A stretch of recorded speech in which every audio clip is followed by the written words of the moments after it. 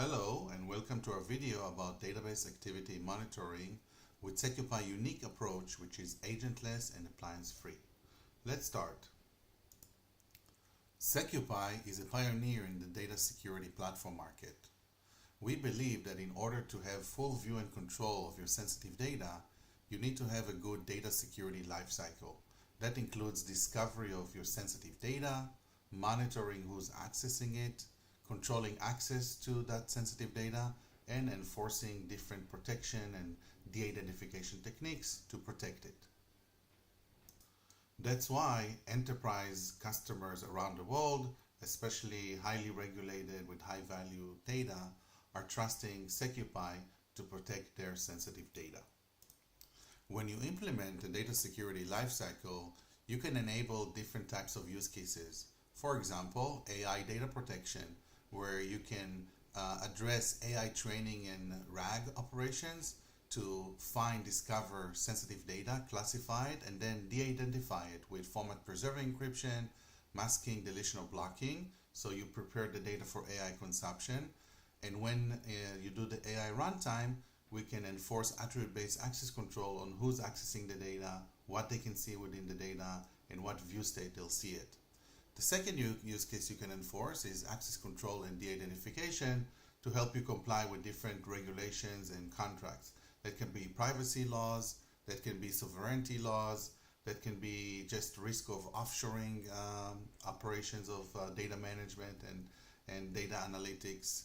So that's number two. Number three, just-in-time passwordless access to all databases, which will allow you to have faster access to data while enforcing multi-factor authentication, single sign-on, understanding the original user, enforcing fine-grained controls on those privileged users, and of course logging and auditing everything they do within those data systems.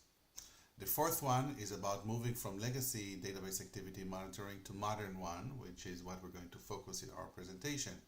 It's all about how do we allow privileged users access to their data while logging everything that is important, prioritizing it, assigning risk scores and classifications.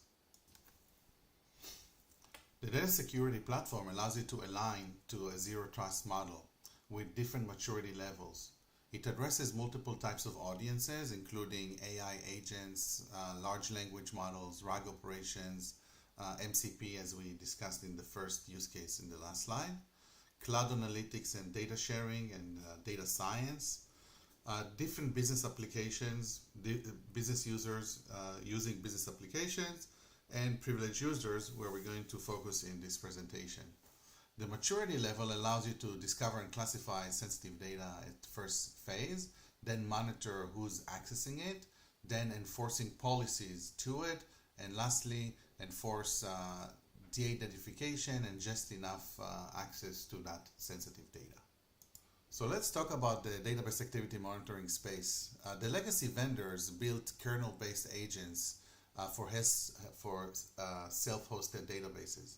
The reason they did that is, one, they wanted to make sure that no one can bypass the solution, and two, they wanted to make sure that local operations are being logged, and three, that would require them to collect all of the events that the database makes and start filtering and correlating those events into a central point.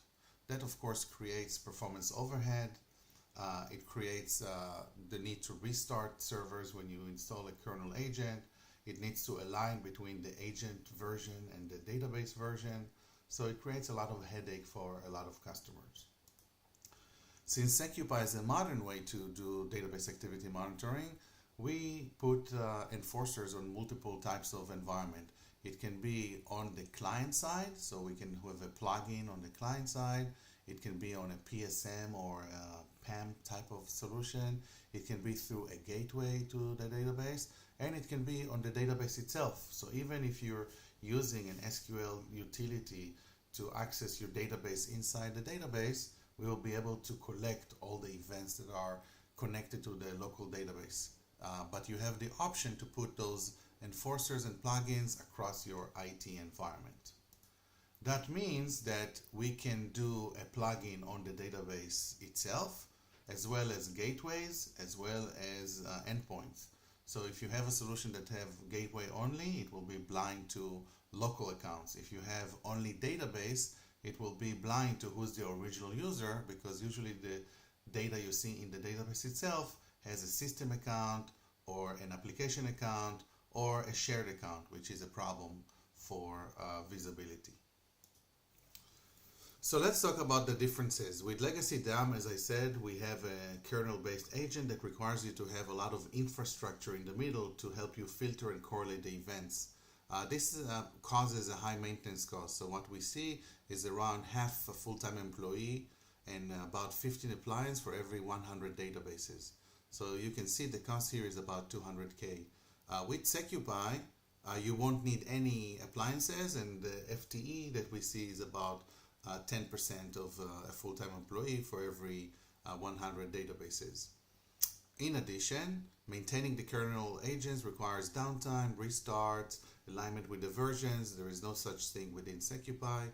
And in terms of end-of-life support, once the database support is over, because you have a kernel agent, you cannot support it anymore because you're very aligned with the version of the database. In SecuPi, because we are looking at the consumption of data, we don't care about the database version. We care about the JDBC driver or the protocol that you're going into the database, and therefore we don't have that sensitivity of version of the database itself. So we support older versions, legacy versions of databases as well. You can see here that as you have more and more databases and you're adding more types of databases and database instances, you will need more and more appliances, which will raise the cost and the total cost of ownership. While when you do it with SecuPi, because you can put a plugin on a desktop and that desktop can connect to all types of databases, there is no big difference between 200, 400 or 800 databases. So now let's talk about standardization. So other than reports, you really need to understand who's using the data, what type of data they're getting access to, what is the risk score of that data, and how much data they consumed when they did that. So you can see it pretty clearly here in this screen. All of the events are standardized. It doesn't matter if you go to Oracle or Mongo or DB2 or BigQuery or Redshift. It doesn't matter if it's cloud or on-prem, legacy or new.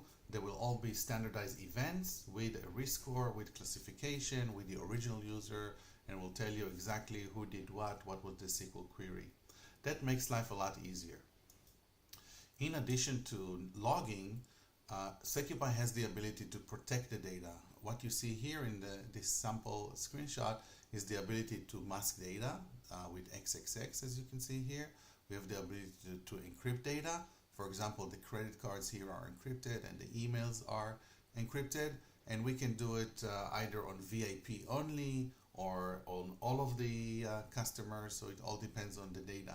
Once we understand your data, we have the ability to protect it as well, and that's all part of the same enforcer. You don't need to install anything new. So, to summarize what we went through, SecuPi agentless and appliance-free approach lowers your total cost of ownership. What we see is around 70% improvement in the cost to manage database activity monitoring comparing to a legacy DAM solution. SecuPi can replace legacy DAM for local activity, so we don't have only gateways or only desktop enforcer or plugins. We can also have a plugin on the database itself, so you're not blind to operations on the server, database server itself. And just as an example, a major Swiss bank installed SecuPi plugin and replaced the legacy DAM. That took us about 6 weeks, which is an amazing achievement for such a large project. Of course, the visibility increased as well, so they were able to see the risk score of the data, the classification of the data, the categorization of the data. Was it the database management or data access or security operations? So it's a lot easier to understand what is happening within your data space, and all of that happened within a 6-week time frame, which is very, very good.